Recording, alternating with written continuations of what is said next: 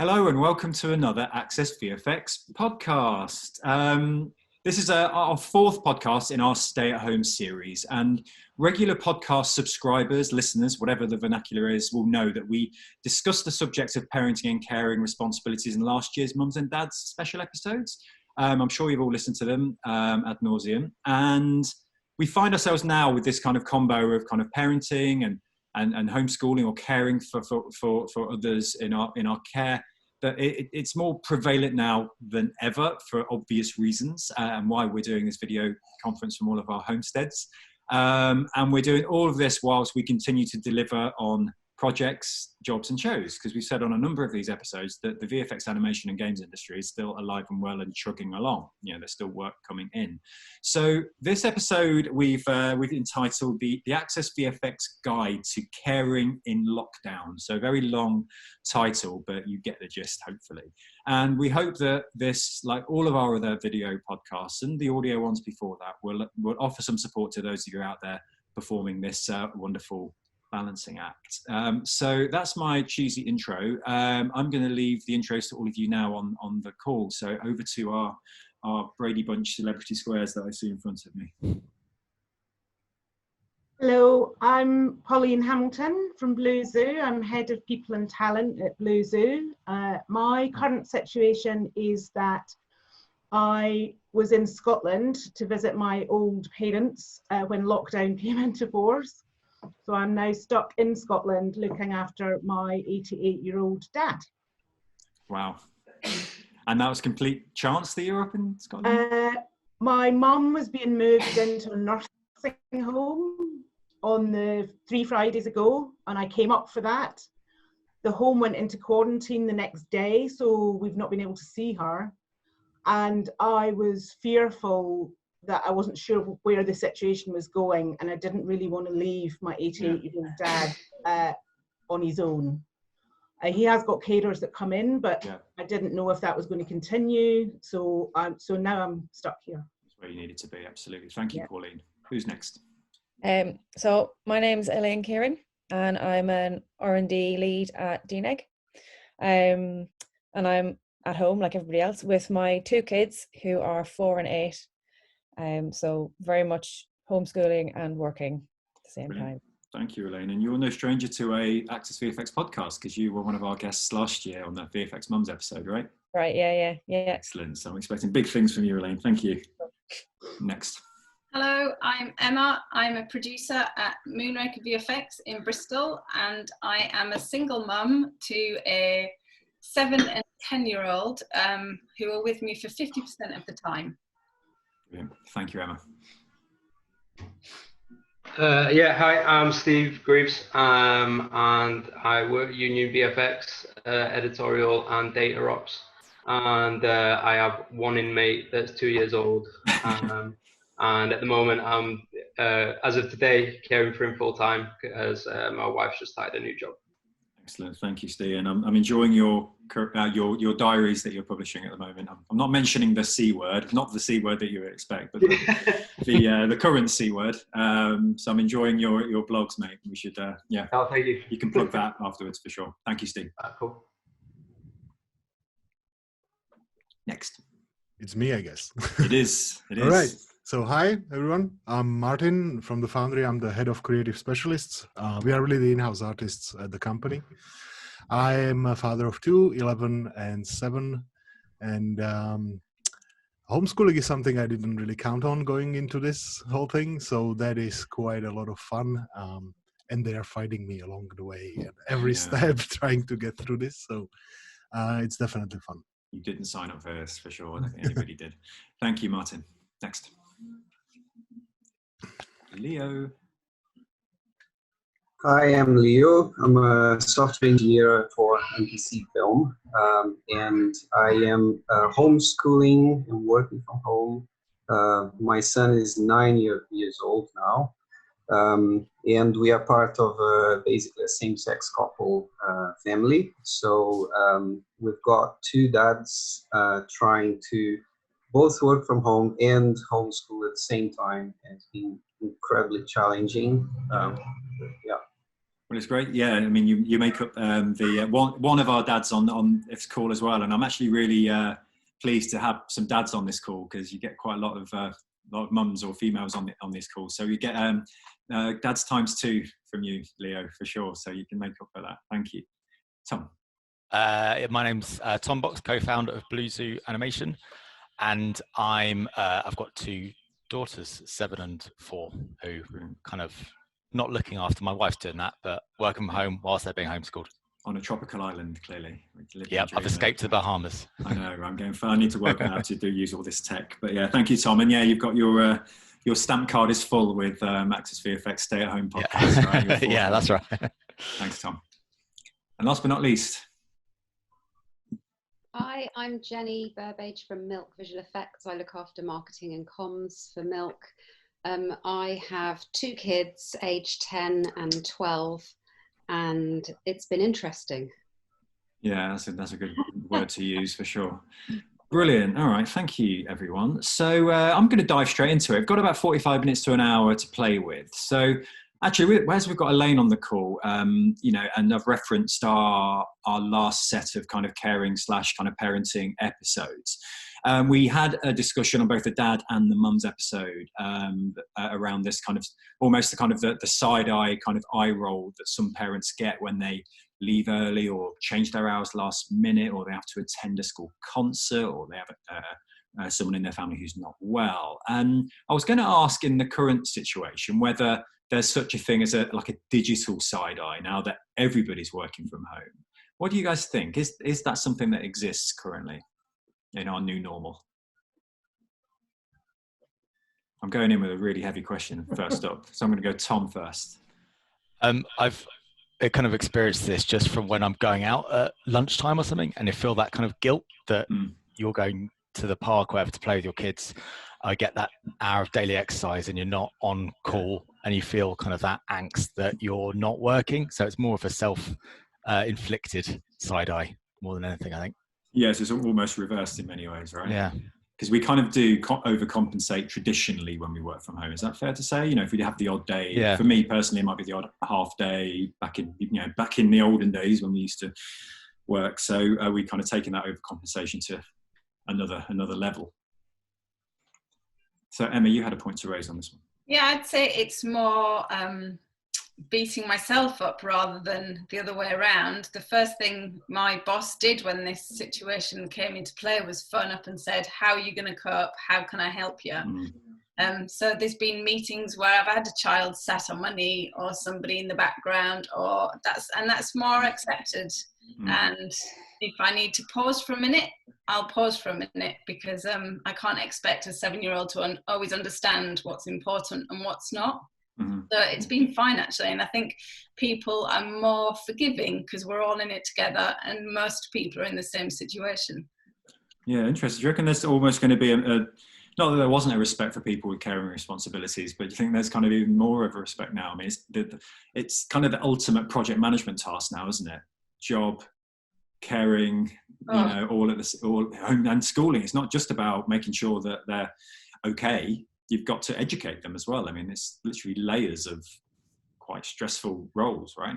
Yeah, and still feed them and clean the house and do the washing. So actually less time for yourself, because you're trying to pick up time once they're busy or once they're in bed. So I feel like there's less you time because you are constantly in a work environment. There's no leaving it behind.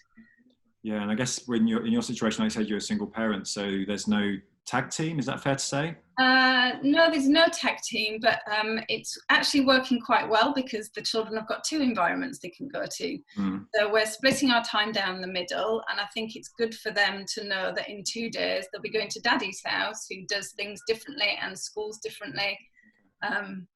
Interesting. So in some respects, it's a little bit easier for them because they know they're going somewhere else. Okay, thank you, Emma. Elaine, you were going to add to the conversation. Yeah, it was just the same. It's like, I think now, because everyone's getting a kind of sneaky window into everyone's kind of home life. So it's not just you come into work and then when you leave work, you kind of almost disappear as a person. So everyone's now juggling everything in front of everyone. And I think people are really forgiving and really understanding of it, because exactly that, like I was in a call and the kids came in and they were complaining and they just didn't understand that, you know, I was busy. I was here and I was available and I was at home, so there's no reason why I wouldn't just immediately help them. And everyone could see that. So yeah, I think it's just way more apparent for people. So yeah, and I think both you and Emma have mentioned that kind of support you get from your studio. There's definitely a lot more backup there than you would think of best originally. Leo, you're going to add to that. Yeah. No, I was just thinking about you have to be a little bit more creative with your time. In the business, we have a bit of flexible time already. We have our core hours that we need to do from like 10 a.m. to 6 p.m. And then if you do your hours, you can decide if you work in the morning or if you work a bit more in the evening. But the problem with homeschooling is that you can't even stick to core hours, because homeschooling happens during core hours. So we are having to be a lot more creative with that. So my husband and I, we've been taking turns. My son goes to a bilingual school, which makes things a bit easier, because it means my husband is French. He covers the French hours. I cover the English hours. And we basically just work the evenings to make up for the lost times in the day. I can't talk today, Jenny. I'm going to come to your point shortly, but that your point around flexible working and core hours. I mean, this is a question for everybody in many ways. Is there an expectation to literally fill in your kind of your clocking sheet with 9.5 hours, whatever the shift is? Is there flexibility there? Because realistically, you could have a whole morning schooling your child, right? I mean, you work until 12 o'clock at night. That can't be healthy for anybody, right? Yeah, what I try to do is that I try to, when we have meetings, I allocate a bit of time, and then I give my kid an activity, kind of like a long break for him to do. So it could be something like watching a documentary on TV. He loves watching, like, the 57 most dangerous animals in Amazon, the Amazon forest, that kind of stuff. And then I can allocate that time at least for the meetings. The rest of the time, I'm kind of like doubling up between having my computer and his online schooling at the same time. So I'm kind of like working and shifting between working and explaining things to him at the same time. But yeah, it's not easy. And in terms of the business, I guess, there is an expectation that people are going to do their hours, but obviously for parents, we are in kind of like a special situation. So I think there is an understanding that we need to be a little bit more flexible. Okay, thank you, Leo. Jenny, you're going to add to the conversation.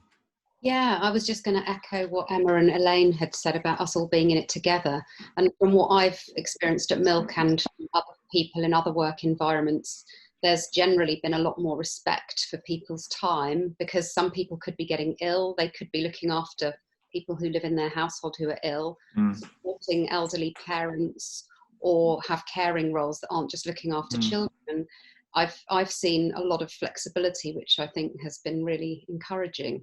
And I think probably, I imagine all of us hope that in the future, across the board, employers do adopt a slightly more open-minded approach now to flexible working, because we've all been forced into doing it, and we've all adapted incredibly quickly. I mean, literally in 14 days, look how quickly, one way or another, most people have found a way to make this work. Yeah. It's pretty phenomenal. So what else can be achieved? Pauline, you can add to that. Yeah, I think it was echoing what Elaine and Emma said about the fact that this situation has really shone a light on people's individual sets of circumstances in a way that you might not have known quite so much detail about. And I think that means that people really do have to think about the situation that somebody's in and what they're having to deal with and manage. Interesting. Yeah. So I think that's really, really interesting. I think in terms of the people trying to get their hours done around everything else that they have to do, we're trying to deal with it on a case-by-case basis, because everybody's situation is different. Yeah. So, you know, we've got somebody whose partner is a key worker. She's got a 2-year-old. There was just no way. She was looking after a 2-year-old 11 hours a day on her own. Right, wow. Which is a different situation to, say, my situation, which is a different situation to Tom's situation.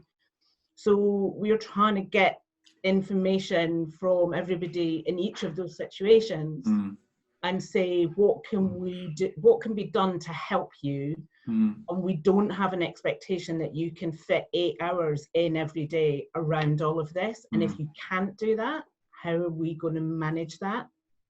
That's a really good and point, not expect that person to come up with the answer still on their here, own.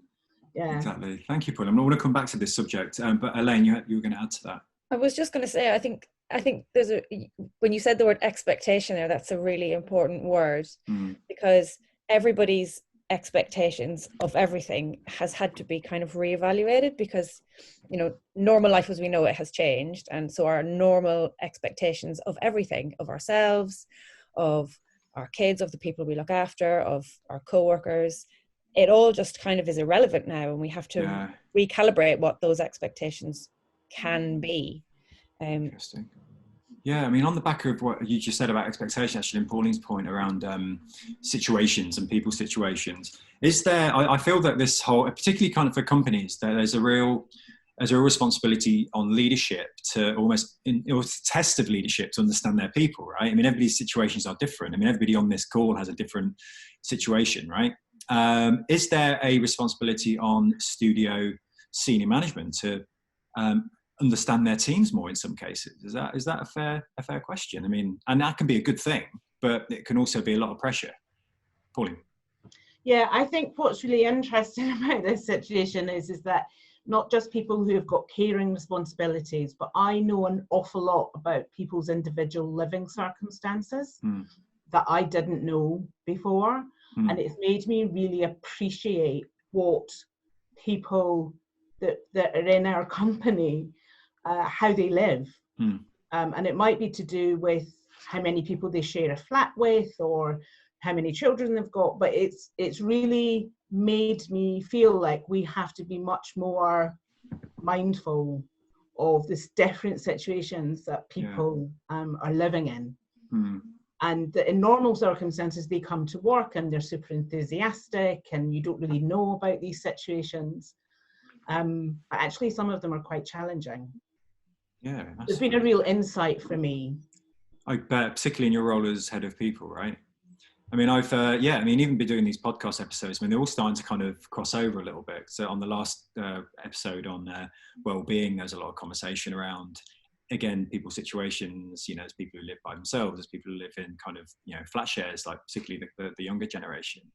And then you have all kinds of different relationships and family structures. I wanted to kind of move on to kind of the industry piece, and having spent 7+ years in the visual effects industry personally, you know, I know that it's a kind of quite a long hours culture, and I can only speak from my own frame of reference. And I wanted to explore kind of how you manage that. We've touched on it a bit. I think, Leah, you touched on some of this already. And I'm thinking those of you on the call who are working particularly creative production, kind of pipeline type roles, how you're getting that balance right between caring, educating, looking after people, whether they be relatives or children, but still getting the work out of the door and managing all those client expectations. I just wanted to kind of have a bit of a conversation around best practice, really. Emma? I think that differs for every family. I'm getting up at, the days the children are here, I'm up at 6:30, getting a couple of hours in before we do Joe Wick's PE. And then it depends what's happening with my children that day as well, if I'm completely honest. So I can have the best will in the world, and I can have a timetable out, which is what my daughter needs to mentally keep her going. But my son might have a meltdown because he's feeling angry at the situation of being locked in his house. So then my plan goes out of the window, because actually he mentally needs love and attention and care, and to know that it's okay. So flexibility in the workplace, that I might have to move things around depending on what's going on in the house that day. And yeah, we do have a timetable that we're trying to stick to, but it's also just being a bit kind and go easy on myself that I can't do everything and we won't get it all right. And as long as I've hit a few markers and got a few holding emails out, bear with me, I'll be back online in a couple of hours. Or if I have to stick a film on and get some chocolate involved just to be able to catch back up, that's okay as well. Okay, thank you, Emma. Tom, you're going to add to that. Yeah, I was just going to say that I feel like the way I've kind of tried to deal with it is by being a lot more structured than I usually would. This is something I think we touched on in the previous podcast, but in terms of working from home, having much more of a stricter kind of like plan of what you're doing in a day. For example, I always try and keep 12 p.m. to 1 p.m. free, so I can have lunch with my family, then do a little activity after lunch, and the same thing at 5 p.m. and then make sure I'm kind of catching up around those hours by kind of being a bit more flexible. And I think from an employer point of view, I guess all we're trying to do is just making sure that everyone knows what their expectations are in terms of what they're meant to deliver in a week, and then it doesn't really matter when they do that, as long as they're communicating and getting it done. Then surely that matters, and just working out what is possible. So you're kind of like you're negotiating what is achievable within the week, and then they can just do it without having to check in every 5 minutes to check that they're at their computer. And I think hopefully that will lead to a better place in the industry when more that there's a better trust between employer and employee that they're getting the work done. Yeah, and I guess we're all getting more structured, like you say, as well. So we'll all be much better at time management when we go back to our respective studios, right? Yeah. Steve, you're going to add to that, man? Yeah, no, I was just going to say, because luckily my son's at an age where he still takes naps during the middle of the day.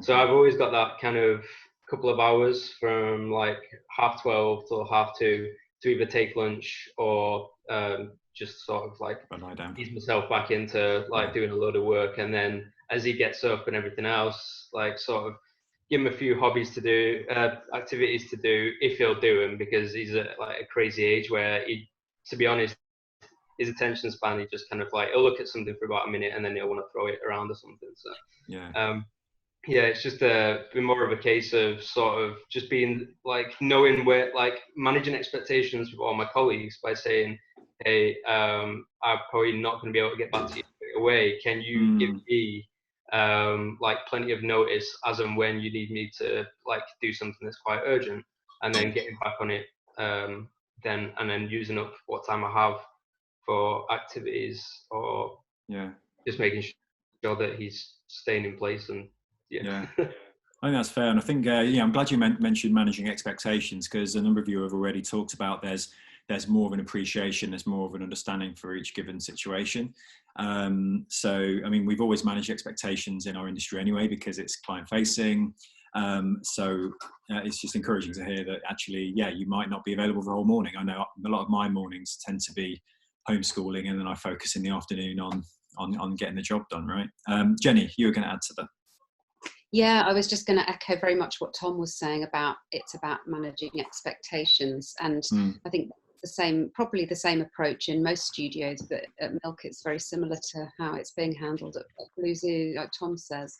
Just about tuning into people's circumstances and then working out what can be done and realistic, and then scheduling everything around that.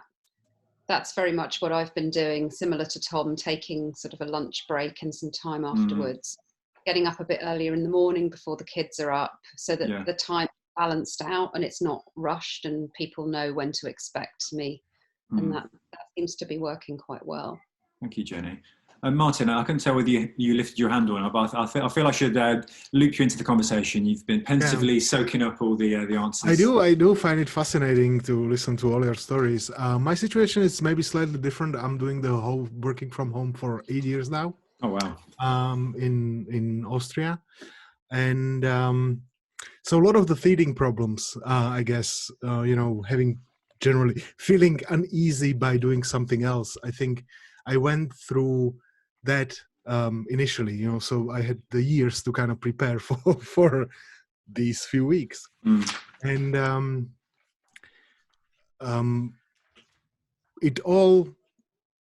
Eventually, as it was chipping away from me, eventually it all kind of resolved. So we have a lot of calls with a lot of clients throughout the days, and at this point it's really not even an issue when the kids walk in or the cat walks across my screen or any of that. So I did become quite immune to all of it.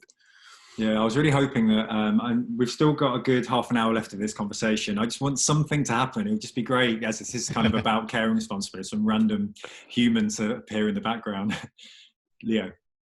Well, I have an example right here happening while we're having this conversation. My kid is having a meltdown at the back. Oh, really? Amazing. Yeah, I can hear the shouting through the screen. It started already. It's just stuff that happens, but lucky we have two here, so you know, when one is busy, the other one can handle the situation. Yeah, it's cool, good, a live example. We can't hear anything here. I think you must have good soundproofing. That's why I've been muting my microphone. But how is your role different than Pauline? So you're talking about kind of your situation. Do you find similar challenges? Well, it's different. Oh, sorry.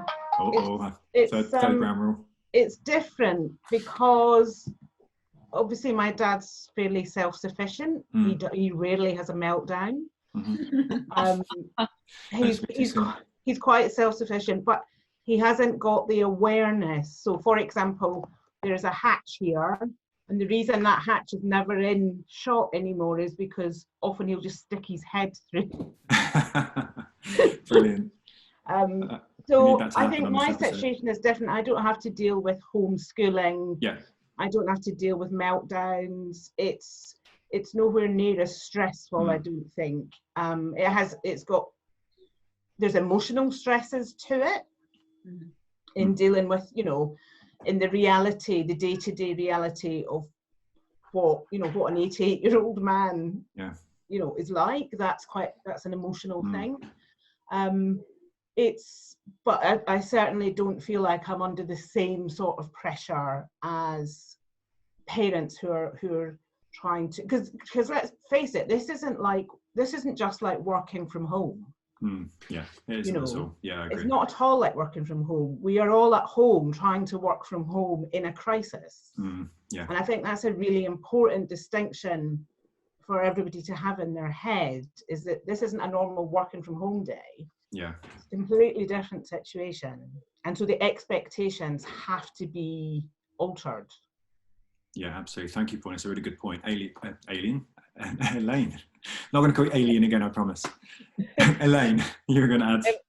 Yeah, just kind of on from Pauline's point about it not being a normal situation. There was a really interesting email that was sent around, and a lot of parents probably picked it up on the internet from a random headmaster who was responding to all the parents going, oh my God, how am I going to juggle homeschooling and work? And he basically described it as it's not homeschooling, because homeschooling is something that you choose, you plan for, you've got dedicated time for, it's completely different to this, which is not a choice for anybody. I mean, we're doing it and people are doing the best they can, but kind of almost calling it homeschooling is in a way unfair because it's added pressure. Yeah. And so it's the same thing. It's like you have to think about it for what it is, and it is a different situation than the title kind of lends it to be. We should just call it survival. Yeah. Just like broad brushstrokes. I think, Pauline, you mentioned emotional stress, and I think every situation we've been talking about on these celebrity squares here, there's different degrees of that stress. So I wanted to kind of move the conversation on to self-care and time for you. So let's say, for example, you are expected to educate your kids. You've got to get the job out of the door. You've got to make sure you're looking after your caring responsibilities at the same time. There's relationships, there's people in your life. I mean, there's a lot to kind of take on board, and everybody is in the eye of their own storm at the moment, whatever situation they're in, even outside of what we're talking about today. So what do you do to kind of keep yourself, pardon the expression, but keep yourself sane, to take time for you to ensure that you stay healthily kind of mentally? Oh, I love an awkward silence on a podcast. Leo. Myself, I try to practice a bit of meditation. I use the Headspace app every day to try and keep sane in the middle of all this. But you mentioned the stress of the situation. A lot of people in our industry, they work with contracts, with fixed term contracts, right? And it is the case, like the business generally have been very good handling the situation and accommodating parents and all of that. But there's always that uncertainty, especially for people who are having their contracts ending in the middle of this period, that you don't know what's going to happen to you. You don't know if you're going to be laid off after, like you don't know if the contract is going to be renewed. And homeschooling makes it even harder because there's always that thing in the back of your mind, like, am I doing enough to, you know, to keep my job while this is happening? So yeah, it's an incredibly stressful time, I think, for everybody. So Leo, you favor a kind of meditation as a go-to, right? Yeah. Where Jenny, you were going to add to the thread. What's your go-to for self-care? Probably making sure I get outside and get some fresh air. I run or walk if I'm not running that day, and do yoga. But I think for everyone, it's about working out what are those things that keep you up, what lifts you up, what are those superpower things that you know give you a boost, and maybe pick one or two of them that are feasible and keep doing them, and know that you'll feel better when you do them. Because, you know, we have to try and, I think, control the things that we can control. We're not going to be able to control what's going on outside, coronavirus, all these other circumstances we're sort of having to manage.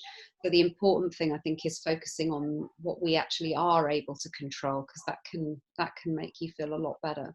Yeah, I fully endorse going for a run and listening to the Access VFX podcast at the same time. It's a real motivator. Thank you, Jenny. Emma? My family's having a lot of check-in time, which it was formerly cuddle time with its own theme tune. It's now check-in time. So 30 minutes before bed, we all pile into my bed and we're honest with each other and what's been good that day, what's been bad that day, how are you feeling in yourself. Just so we can work out, because we're trying to work out what is working, what isn't working. And that's really good for the children, actually, to be able to tell me that was awful, please make me never do maths again, or tell me how frustrated their day is. And I found if they're calmer, then I'm actually calmer. Yeah, you all feed off each other, don't you? Allowing everyone in the house to be vocal every day about how they're feeling is really helping. Yeah, and being heard as well is so important, isn't it? Yeah. Pauline? I've found that in the first couple of weeks, it was so full on that I was just kind of getting up, starting at 7, working all the way through. Yeah. And I realised that I really, really have to go outside at least once a day and go for a walk. And I'm really lucky because my dad's and mum's house is on the edge of a big park, so a big woods, so I can do that. I think the other thing that I found interesting is that my dad loves to eat. Turns out he eats every 30 minutes. Who knew? He loves to eat. So one of the things, and usually when I'm not here, he just has sort of microwave meals. So what I've been enjoying is cooking, and then because he appreciates it so much. And actually cooking is quite a meditative thing for me to do with the radio on. So that's something I hadn't thought about that I've been really enjoying. And so is he. Yeah, and I guess it's quite meditative as well, isn't it? Off the back of what Leo was saying as well. It's another form of mindfulness. Steve? Yeah, well, I had to like sort of isolate a bit for like the last 2 weeks. Oh, really? Wow. Yeah, my first day I had like a cold. I think it was just a cold. But like, so I was just like in for a while. But I found like just kind of like start writing a bit and just sort of just help me kind of make sense and sort of kind of vomit down something. Yeah. Just how crazy everything is at the moment. And just kind of helped me like sort of compartmentalize it all and just sort of like break it down into what's happening. That kind of helped big time. And that and Tiger King, really, I think. Tiger King, amazing. I love that show. Other shows are available, but yeah, absolutely. What episode are you on so far? Oh, I finished. Oh man, no. Yeah, I'm about episode 3. I'm getting there, but yeah, I hear you for sure. Elaine? I kind of rediscovered something I used to do years and years ago and forgot I did. But I used to keep a little kind of doodle journal. It's not really a journal. It's just like a doodle book, really. Yeah, nice. And I kind of rediscovered doing that because I didn't, especially in the earlier kind of days and weeks when your head was all over the place and you're trying not to read the news and like pay attention to what everything's that's going on. So sitting with the kids and they were just, you know, painting or coloring in or whatever, and I just kind of start to doodle, and it really helped. I guess it's a bit like meditation in a way, because it didn't really matter what came out. But yeah, that's really helped me actually. Oh, nice. Yeah, my son loves colouring, and I often just sit down with him and we have a bit of a colour session. It's kind of fun. Not telecine or anything like that, but, you know, colouring books. Tom, you had your... Yeah, I was just going to add to that point really, in terms of what I found before, when there's like a lot of stuff going on in addition to more of the kind of the mindfulness stuff. I found on a journaling point of view, just writing down every morning what your kind of, along with what your ambitions are for the day, writing down say 2 of the things that are playing on your mind, and then writing down next to that what 2 things you're going to do to try and chip away at those. And I found even if those are the smallest things, you've kind of like psychologically tricked your mind into thinking not tricked your mind, but you're dealing with that and you're doing something. And I felt that has reduced a lot of those kind of anxieties of all those things you've got to deal with, just by kind of writing them down every day and saying what one thing you're going to do, even if it's just a 5-minute thing of sending an email to try and chip away at a problem. But I've personally found that to be a really quick and efficient way of dealing with some of those problems, just by writing it down and trying to think about it. And it doesn't have to be super, you know, high bar. It can be fairly mid to low bar stuff. Yeah, totally. Yeah. Thanks, Tom. Jenny, do you have your hand up there? Yeah, I was just going to say what Tom's just said there is a perfect example of bringing the control back to things you can control, rather than you can't. Even if it's just a tiny thing, it doesn't matter. It's something that you're actually doing, which can make you feel better. Well, on that point around taking the power back, the control back, is there something in this conversation about forgiveness?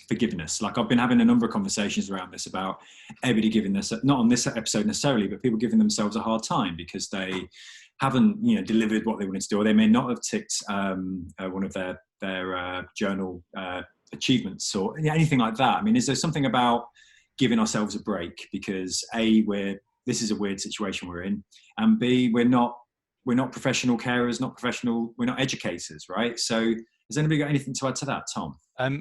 It's not exactly on that note, but I was just going to say one of the things that I think is important to flag up, that a lot of these, I mean, breaks down into kind of 2 things. That's childcare, but what's different is at the moment, it's more of a temporary childcare issue whilst this goes on. So I think it's really good to differentiate what the normal problems are versus what the problems are whilst in kind of the lockdown situation.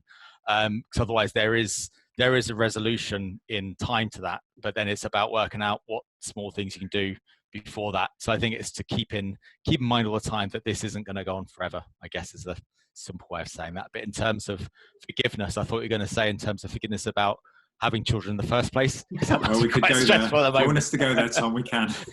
We might need another hour or 2.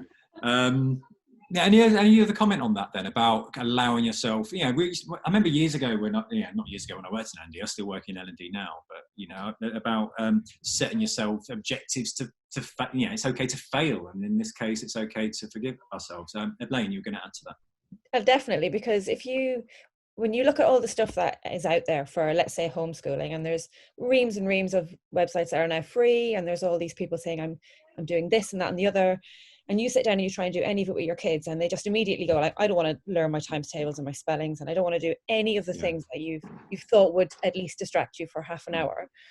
You know, you would absolutely beat yourself up about that if you thought, oh my God, I can't do this. So it's completely, you have to just manage what happens. And if nobody wants to do anything, then that is also just fine. You know, if you have to sit down and have a cup of tea, and as Emma said, put the telly on and give them chocolate, that's completely fine, because that is just going to make everyone feel better. Every day's different, right? Yeah, completely. Steve.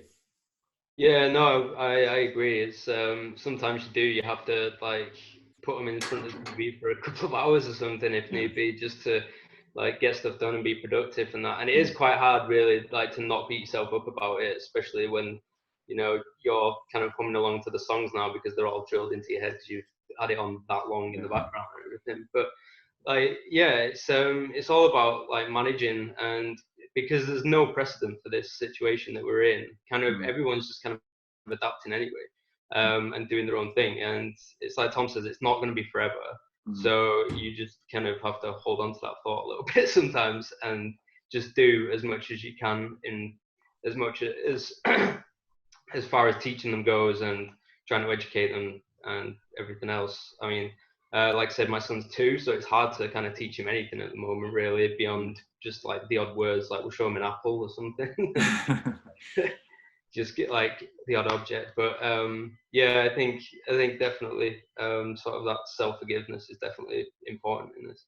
Okay, so I've got a lot of hands up here. So I'm going to, Leo, I've got you, Devereux, and Elaine, I'm coming to you as well. But Tom, you had your hand up first. Yeah, I was going to say, I think there was a post shared on the VFX Slack about homeschooling. I can't remember who shared it now, but it's great. It gave some great tips, and I think one of the ones that stood out for me and my wife was the fact that when you're homeschooling, you can have forgiveness in the fact that you don't need to copy what happens in school in a school day, because it's not the same. So you don't have to spend 6 hours a day, because they've got I think the item on the advice was because you've got one-on-one tutoring almost, you can do that in a much shorter amount of time. So you can do that in just 3 hours a day rather than the 6 hours a day it might at school when they've got 30 kids to one teacher. So I think that's a really good takeaway from that point, from the forgiveness, that you don't need to emulate what traditional school is like when you are at home with your children. You're not a one-person educational system, right? Yeah. Leo. Yeah, I was just going to say more or less the same as Tom said. It was also an email I got from like one of the parents group I participate on. Apparently coming from someone who has been homeschooling for a long time. And they were saying exactly the same thing. You don't need to do your 6 hours of school, because the fact that you're doing a one-to-one session with your kid, it means that they're absorbing much more because they have full attention. So instead of like having to share that with like, I don't know, 20, 30 kids in class. So you can do the same thing that school covers in a whole day. You can do it half a day. So you don't need to beat yourself up about it. You're not like following a strict timetable with the kids. But yeah, so the other thing is, the hard bit for us is not exactly following a timetable, but it's to make our son understand this new role of teachers that we're taking on as well, because we have a role as parents, and you know that children, they treat their children differently. Like they often behave outside home in a completely different way than they do with you, because with you they feel more comfortable about expressing their feelings, being upset, and you know. So it's been really hard to make him understand that we are taking the role of the teacher, and he has to listen and not argue for every single thing. But yeah, so we just need to take it in like short bursts, you know. That's a lesson in itself, isn't it? You know, understanding your role as a temporary educator, or part-time educator. Emma, you had your logo. We've kind of we've changed roles a bit in our house. I think at first, when I didn't know how childcare was going to work or homeschooling was going to work, and I got a little bit paranoid. If I got sick, who's going to look after the children? So we're taking more time learning life skills. So lunchtime is not about your mum making your dinner and bringing it to you. It's where we're making this together. So if mummy does fall ill, you know how to make soup or pasta or a sandwich. You can help me put something in the washing machine, and we're sharing the roles more in the house, which is how it should be, let's be honest. Yeah, absolutely. But our kids don't do that like we did as children.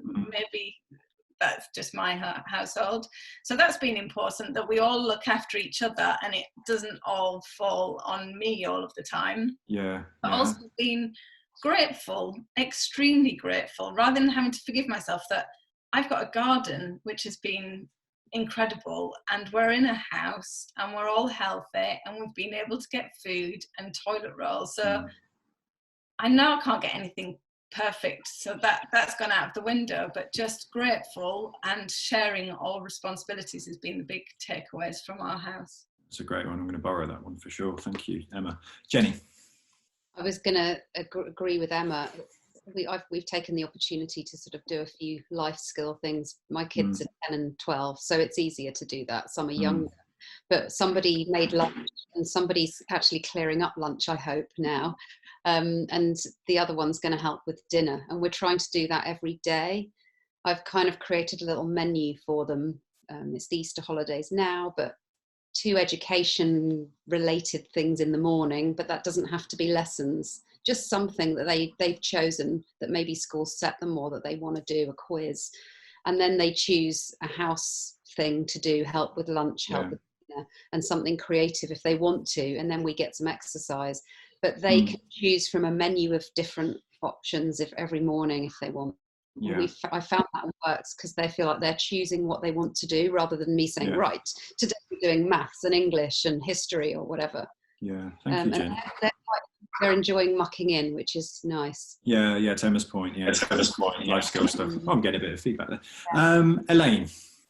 Yeah, it's just, it's kind of the same thing. It's about, like, you know, we feel like we have to teach them their ABCs and their maths, but really we're getting this incredibly intense, concentrated amount of time with our kids, which we never get, like uninterrupted for weeks and weeks. And so everything just slows right down. You know, you're not running off to this lesson and that lesson and pick up from school and going to swimming and trying to balance everything. So there's time to kind of use that time in the kind of life lessony way and just appreciate it and be together and embrace that. And the kids will just learn stuff from that. You know, they'll just there will be slower, they'll be less distracted by us doing things for them, and they will just get more involved in the house and being around the place, and they learn loads that way anyway. So brilliant. So I've got Steve next, then Jenny, then no, I was just gonna say as well, I think one of the one of the hardest things about him being out from his normal childcare routine is the fact that me and my wife are down in London, and the rest of our family kind of live up north and everything. And obviously with this going on anyway, everybody's self-quarantined, but he doesn't have any brothers or sisters or anything. So it's like more of a social aspect for him is like, and it's quite tough, like the longer this goes on. So it's like, it's quite hard to kind of, so yeah, I mean, he's only got us to socialize with at the moment. So it's kind of, we're just trying to do the FaceTime thing, but I don't know how effective that is with like 2-year-olds. Toddlers, that should be the next podcast episode, just a load of toddlers on a Zoom call. It'd be brilliant. So it's just kind of like, it's trying to make him aware that there's other people in the world as well still, that that everyone's just like evaporated or something, because like, when it comes out of it, it's going to be kind of like quite interesting to like, I'm sure the nursery's gonna have a lot of fun, sort of like, because he's gonna be very clingy, I imagine, like by the time. Absolutely. So that's gonna be quite tough and interesting sort of glimpse of the future there, Steve. Yeah. Jenny. I was just going to say, going back to Emma's comments as well, that our kids are going to, depending on their age, they're going to learn quite a lot from how we react and act during this time, because they will and do copy everything that we do. So I guess there's a lot of learning there as well about coping with an extraordinary situation, and them sort of taking our behaviour as a bit of a model. Yeah, it's true, actually. I mean, I have to have pep talks with my son about, you know, you have to ramp up the kindness and the patience and the listening and all the soft skills we're always preaching at various Access VFX events, right? It's kind of those, like you said, those life skills get ramped up. Pauline, you were going to add to the thread. Yeah, just talking about, you know, kids helping out with cooking and laundry and whatever. I've got it at the other end of the scale where my dad, 2 years, they had a traditional relationship where she pretty much did everything, and she's now in a home, and so he's really taken on responsibility for making sure that the dishes are done and the laundry's done, which makes me feel like if I ever get to come back to London, that he's actually learned some really, really useful skills. Exactly, some comfort there. I'm not going to feel quite so bad about him being here on his own. Yeah, there's a lot of pluses across the board to be taken from this. Oh, somebody's who's calling? Not me. Sorry. Okay. So we've got about 10 minutes left, and I wanted to kind of dedicate that to resources, because one of the conversations we've just had is about that kind of forgiveness and that kind of almost overwhelming nature of everything that's out there at the moment. I mean, Jenny, the list you shared earlier was amazing, but equally it's also a really long list of things, and you could be in danger of going, oh my God, I've got to commit to being the greatest educator and the greatest art teacher and the greatest English teacher, and I have to do PE. I mean, I've done my knee in from Joe Wicks. I can't do Joe Wicks now, I'm done. But trying to fit it all in, and almost the expectations can feel quite high, and you can put a lot of pressure on yourself. But I did want to end the episode on some tips for people out there, you know, people who are listening and or watching this on YouTube, that they can take away. So are there any resources that have worked for you, digital or otherwise? So anybody want to kind of share anything that they've got a lot from in the last few weeks? Emma. We've done this is a bit of a crazy one. We've taken a wall in our house and we've separated it into squares with masking tape. And every week with tester paint pots, they're doing a picture a week. And because it's on the wall of the house, they're taking it quite seriously. I mean, it's taking hours, which is incredible. And at the end of it, we'll have a massive piece of artwork, which will remind us of this time. I mean, I don't know what I was thinking. Well, I do know what I was thinking. I was trying to use up 2 hours of time. But I actually can't wait to see what it looks like at the end. Because as I keep telling the children, you are in a part of history. This is history. You're going to tell, if you choose to have children, you're going to tell your children about this. Remember that time. So we're writing notes every day, funny things that we've said whilst in lockdown. Brilliant. And we're kind of creating our own history book to one day share with other members of our family. I love that. It's like a time capsule, but living on the wall. You can't bury it. That's fantastic. What a great start. Okay, anybody want to build on that? Anything anybody else has kind of really got a lot from in the last few weeks? Leo. Yeah, I just mine is just a little tip. Children, they like having a routine. You know, it's something that helps them to cope with uncertainty. When if you don't have a timetable, or if you do things at different times, they never know what's going to happen next, and that can create anxiety. So one of the things that I did here, and it's helping quite a lot, is to actually set up an alarm for things, because it's kind of like what they have at school, right? There's the bell rings, it's time to start schooling. So we do that, we're having breakfast, instead of letting the time slip, we just set an alarm and we say, okay, we're going to start this at 9 a.m. And the alarm rings and he knows it's time. So it's been helping quite a lot. That's a really good tip, actually. You almost want to invest in a proper ring-a-ding alarm that you put on the wall, like the red one with the hammer. That's a really, really great shout. Thank you, Leah. Anybody else have any tips or tricks they've used? Jenny? Making sure that meal times stay vaguely on time, and letting them choose from a menu of activities, rather, so that they feel that they've got some control on what's going on, but within the structure of a normal day. Okay, thank you, Jenny. Elaine? So my kids are, 4 and 8, but they're quite young in their heads, if you like. And they do a lot of kind of small world play. And so actually spending time getting down on the floor and playing Playmobil with them in their little imaginary worlds has really helped, because that's when a lot of their thoughts really come out. Like, you can ask them, how do you feel? Are you worried? And they just go, man, I'm fine. But when they're playing, they move the little person around and go, oh, I can't come out to play. I have to stay in the house today. And it actually gives you a chance to really see how they're doing. And then you can talk back to them in their little imaginary world. And that's really helped, because it gives you a picture of where they are. Okay. And so, you can, so that's really helped us, actually. Thanks, Elaine. Paulene, is there anything that you want to add to that in your situation? Any tips for anybody with caring responsibilities? Be kind and patient. Okay, so exactly the advice I give my son every morning. I would imagine, I've never had children, so I don't know, but I can imagine it's the same at the child end. It really is. Everything you said. which can be really, really challenging. Yeah. I mean, and you also, if you feel stressed, or you know, I would really like to be at home. I'd really like to be back in London. That makes me a bit upset. And it's still trying to be kind and patient with my dad, because he's got his own particular set of things that he's worried about. Yeah. And is there something about him being kind and patient with you as well, based on the fact that you're not at home and you're doing cooking his meals? As long as lunch isn't more than 5 minutes too late. Well, every half an hour, as you said earlier, right?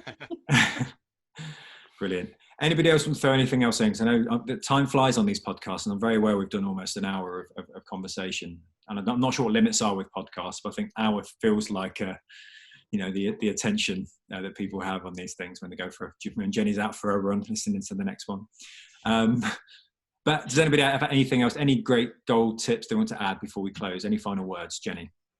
I would say there's so much information and pressure and so many things changing and going on. And I think your best is good enough. It's really important to remember.